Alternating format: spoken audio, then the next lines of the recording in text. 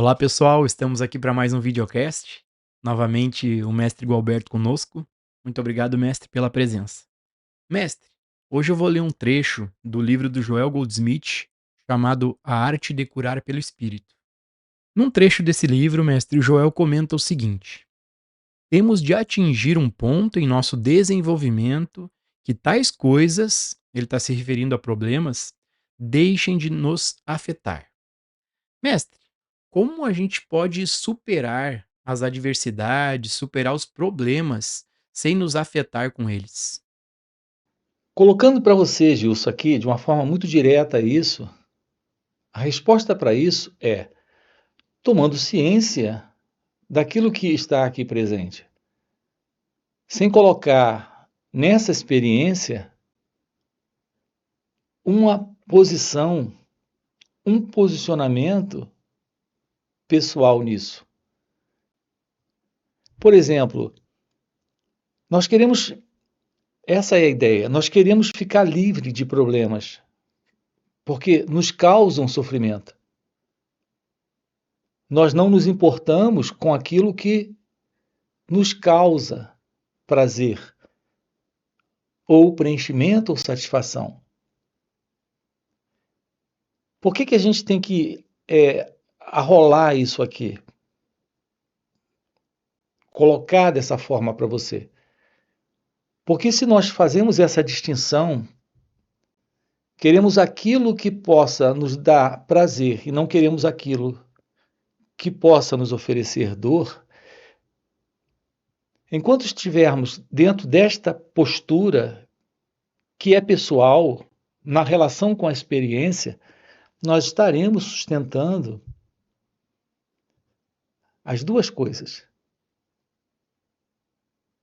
Então, o sentido do eu, do ego, é aquele que sustenta na experiência sua presença, sendo o fator mais importante da experiência.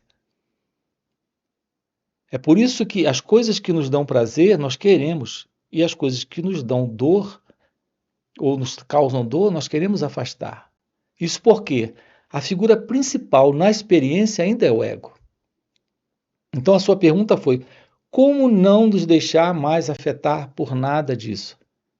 Indo além deste ego. Se, por exemplo, eu elogio você, você fica inflado igual um balão. Se sente especial, importante, valorizado. Você gosta de mim, quer ser meu amigo.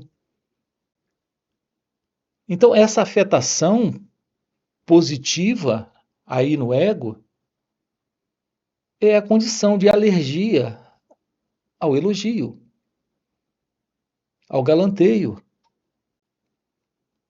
Mas amanhã eu mudo com você, eu lhe faço uma crítica e faço uma comparação que lhe cria um desagrado interno. E aí você não só perde o volume, ao invés de inflar, você diminui, como fica irritado, com raiva de mim, e se torna meu inimigo. Então, se você é alérgico a elogios, você é alérgico a críticas. Repare, você fez uma pergunta para mim, como não ser afetado? Então as pessoas às vezes perguntam, como não ser afetado? Mas é por coisas negativas. E aqui eu estou lhe dizendo, você só tem um jeito de ficar livre dessa afetação, se livrando desse seu ego, desse que fica sempre vulnerável ao elogio. Naturalmente, também a crítica.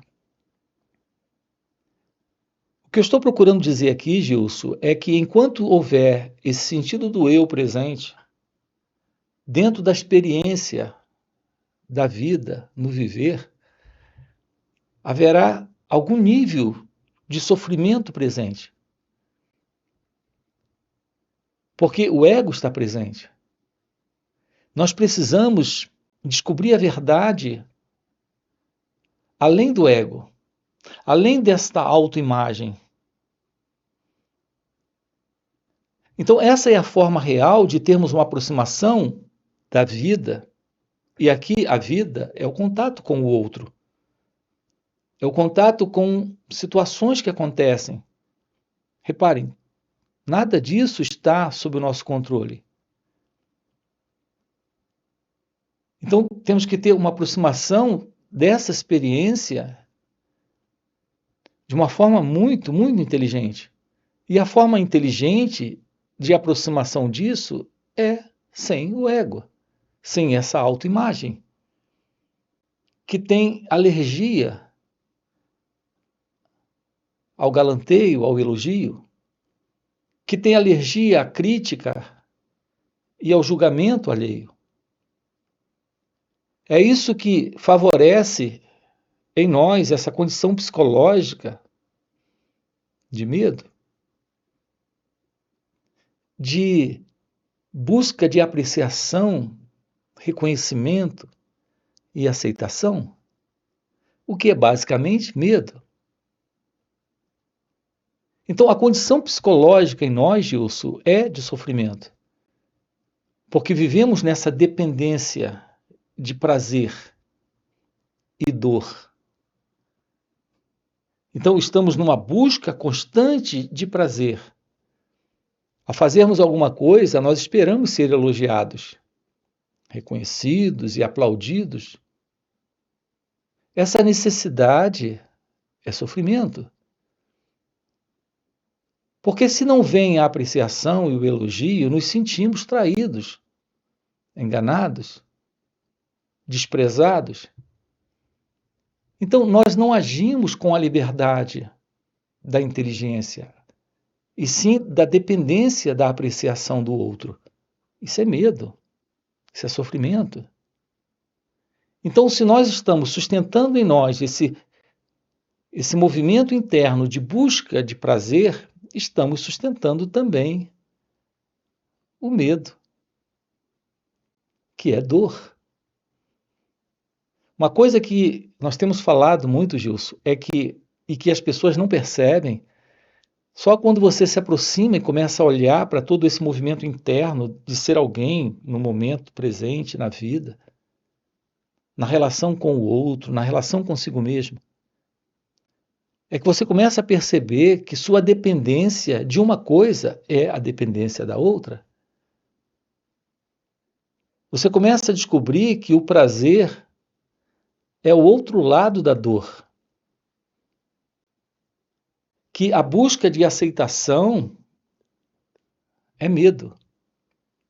Você começa a descobrir que esse formato de ser alguém na vida, no mundo, nessas relações, precisa ser compreendido, precisa ser investigado. Não é o outro que nos causa infelicidade. É a nossa particular esperança nele, de que ele nos faça feliz, de que ele nos dê algo, que ele nos preencha de alguma forma. Então, tudo isso é egocêntrico. Então, enquanto o ego estiver presente, Gilson, haverá sofrimento. A beleza desse trabalho aqui é que eu estou lhe dizendo que é possível uma vida livre do ego e, portanto, livre do medo. E se você está livre do medo, se você está livre do ego, sua ação não é uma ação impulsionada por motivações egocêntricas. E enquanto essas motivações egocêntricas estiverem presentes, você será alérgico, sim. E se deixará afetar por tudo, porque você está presente. Aqui o trabalho consiste no fim desse sentido do eu, do ego. Então, uma ação nova está presente. Não é mais a ação do desejo, do querer, da vontade. Nessa busca na autoimagem de uma apreciação, de uma aceitação, de um reconhecimento. O ser humano vive assim, Gilson, há milênios. E há milênios ele sofre. E não acordamos para isso. Porque mantemos essa continuidade. Então, há uma vida presente se movendo dentro de uma qualidade de existência muito medíocre, muito estúpida, muito limitada. Essa é a condição da vida do eu, não da realidade da vida, não da realidade de ser. Isso não faz parte da realidade de Deus. A ciência daquilo que é você, em sua natureza real, está livre desta autoimagem. Então, o que será, Gilson, uma vida sem essa afetação, hein? Sem medo, sem depender de apreciação, reconhecimento, aplauso, elogio, sem estar em busca disso, agindo no mundo e se movendo por compaixão, por amor, compartilhando a luz desta graça que é a presença deste ser, que está presente quando o ego não está. O que será uma vida assim? Uma vida sem sofrimento. Uma energia nova toma posse daquele ou daquela que está livre desta autoimagem. Então, é isso que estamos tratando aqui com você. Você nasceu para realizar nesta vida a verdade de que só tem esta vida. Não tem você e esta vida. Esta vida é a única realidade presente e esta vida não é a vida da pessoa, é a vida divina, se movendo no mundo, se expressando no mundo, dentro deste sonho divino, sem o problema deste sonho pessoal do eu, do ego. Tudo bem? É isso, Gilson. Ô, mestre, é engraçado que, como, falando por mim, como é uma inconsciência, eu tinha uma inconsciência completa de toda essa identificação, de toda essa dependência nas relações, querendo ser aprovado ou não querendo ser criticado. E nessa aproximação, um trabalho com o mestre, vai ficando evidente como esse mundo onde a gente está sempre numa dependência é sofrimento e mais sofrimento, ou essa pseudo-felicidade, e tudo dentro dessa loucura dos pensamentos.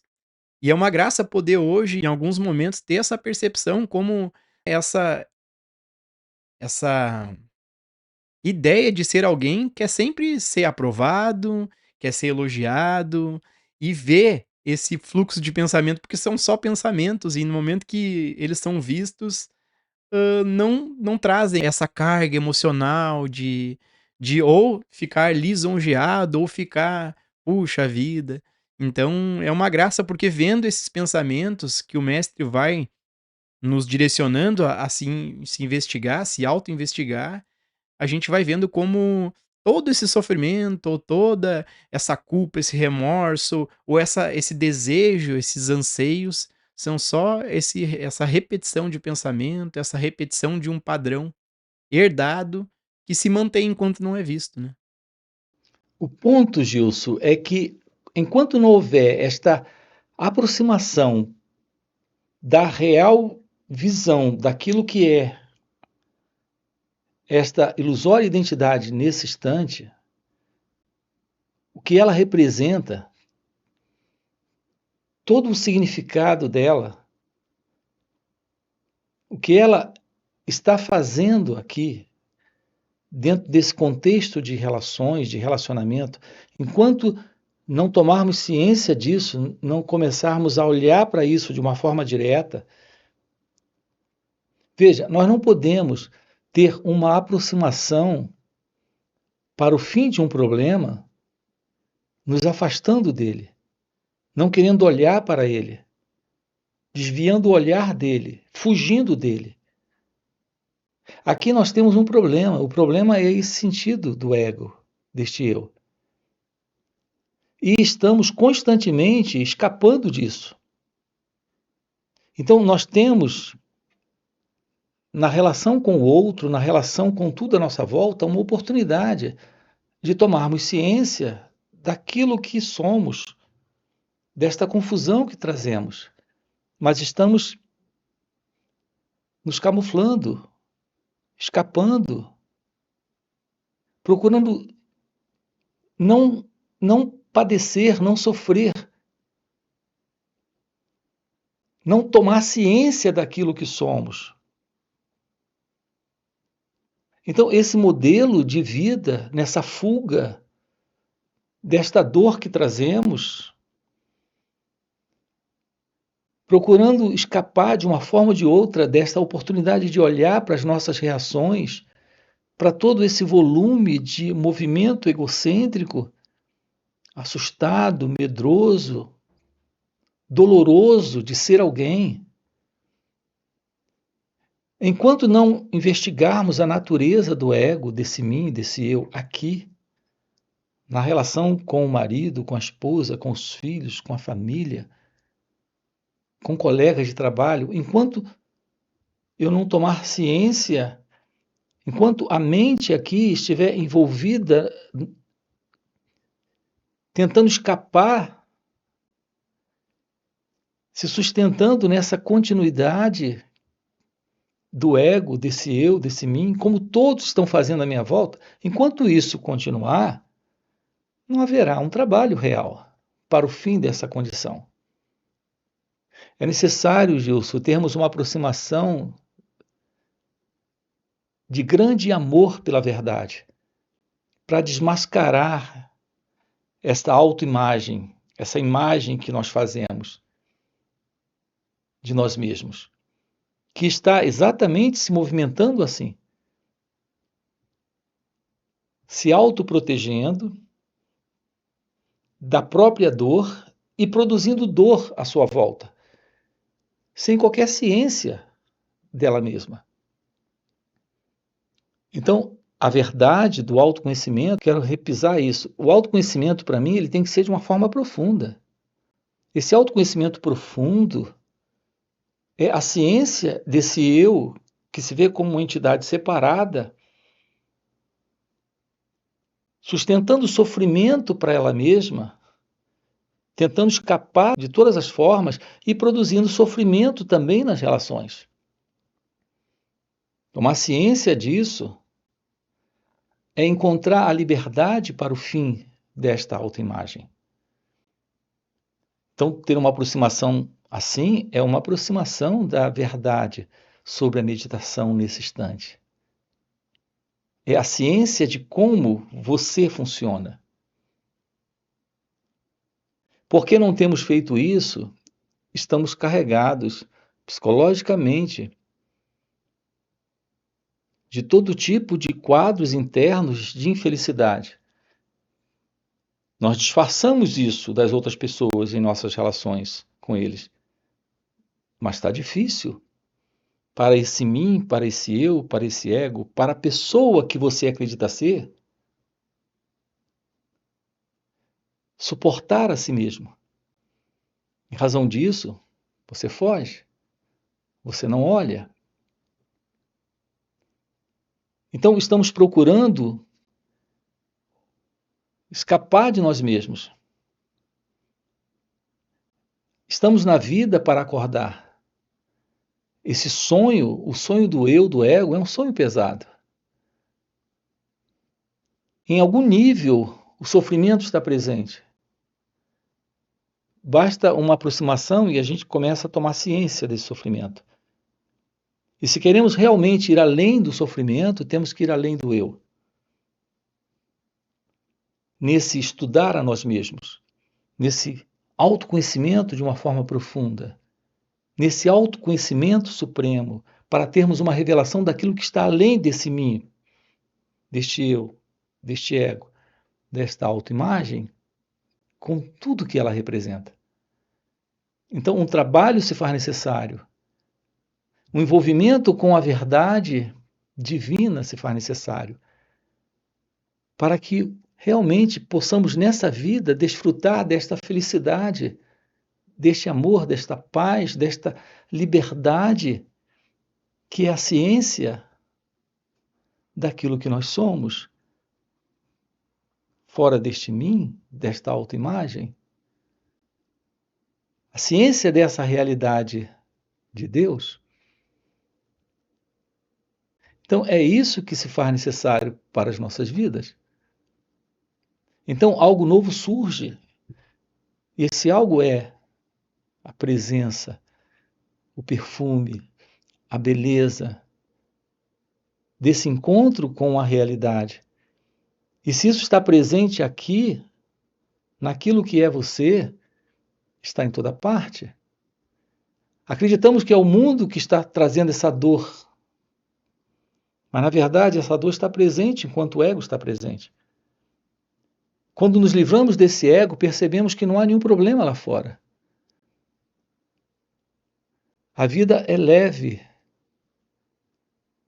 Ela carrega um perfume, uma beleza,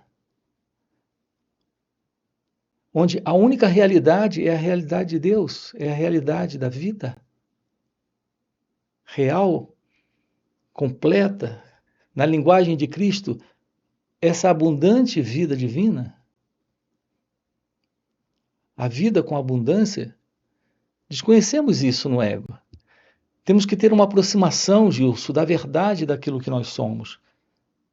E é isso que estamos propondo aqui para você nesses encontros. A ciência do seu ser é a ciência de que só há Deus em toda parte. Nos olhos da sua esposa, nos olhos do seu marido, nos olhos dos seus filhos, na sua família, no mundo à sua volta. Na realidade, o mundo é Deus. Tudo é esta realidade divina. Quando aquilo que está em você imperando é esse olhar, é esse modo de sentir, de vivenciar, de desfrutar a realidade de uma vida livre do eu, livre da ilusão da separação, onde a única verdade é a verdade divina. Ok? Ô mestre, essa sim é uma vida. É a vida pela graça, é a graça na vida. É indescritível. E em satsang, nesses encontros intensivos de final de semana, como o mestre se dispõe a passar o final de semana inteiro nos proporcionando essa autoinvestigação, e nesse compartilhar de presença, a gente pode ter algum vislumbre, alguma compreensão do que é de fato essa vida sem alguém presente, que é completude, que é indescritível. Mestre, a gente tem uma pergunta aqui de uma inscrita no canal da Cristina. Ela faz a seguinte pergunta: como lidar com os pensamentos intrusos? Eu tenho praticado a autoinvestigação, quem sou eu? Me sinto bem e em paz, até que vem um pensamento quase sempre daqueles assustadores, e não sou eu que estou pensando, ele simplesmente surge. Gilson, pensamentos. Nós fazemos uma diferenciação entre pensamentos intrusos e não intrusos. Mas pensamentos, eles têm a mesma qualidade. Qual é a qualidade dos pensamentos? É a imagem que ele traz. Algumas imagens são agradáveis, outras desagradáveis, mas são imagens. Quando são agradáveis e fáceis de serem reconhecidas, nós não chamamos de pensamentos intrusos. Quando são imagens desagradáveis e desconhecidas, nós chamamos de pensamentos intrusos. Mas todo pensamento presente é algo que está vindo de uma condição psicológica deste passado. E aqui, quando eu me refiro a esse passado, não precisa ser necessariamente esse passado do qual nós temos consciência nesta mente chamada consciente. Pode ser um passado mais remoto, mais oculto, escondido, que está vindo à tona, que está se revelando. Então, a qualidade do pensamento é a qualidade da imagem, algo que vem do passado. Tomar ciência do pensamento. Veja, sem colocar um pensador. O que é esse pensador? É aquele que classifica, que nomeia, que reconhece ou estranha o pensamento. Então, esse elemento que estranha o pensamento, que desconhece o pensamento, ou esse elemento que reconhece o pensamento e não estranha o pensamento, é o observador. Esse é o pensador, esse é o eu. É essa resistência ao pensamento desagradável e é essa apreciação ao pensamento agradável que sustenta essa condição deste eu, deste ego. As pessoas têm alguns truques para lidar com pensamentos, mas são truques. Isso não resolve absolutamente nada. Nós precisamos descobrir uma vida livre de pensamentos. O que representa uma vida livre deste observador, deste pensador, deste ego. É como se você dissesse para mim, olha, nós temos uma árvore ali. Temos que nos livrar da árvore. E aí eu lhe dou a ideia de a gente começar a cortar as folhas e os galhos. Mas se o tronco continuar presente, com as raízes fincadas no chão, no solo, logo a árvore vai continuar ali, naquele espaço. Se algo precisa ser construído naquele espaço, não dá para construir com aquela árvore ali no meio. Se cortarmos as folhas e os galhos e não tirarmos o tronco e a raiz, logo a árvore irá se recuperar novamente.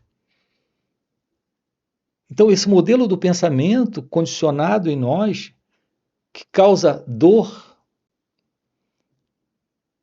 vem da mesma árvore do pensamento que causa prazer. Essa árvore é o sentido do eu, do ego. Então, como lidar com os pensamentos? Colocando fim a esse modelo de identidade que sustenta o modelo da continuidade, da repetição, da perpetuação desse padrão de pensamento positivo e negativo, conhecido e desconhecido. Então precisamos descobrir uma vida livre do modelo da mente egóica, do pensamento egóico.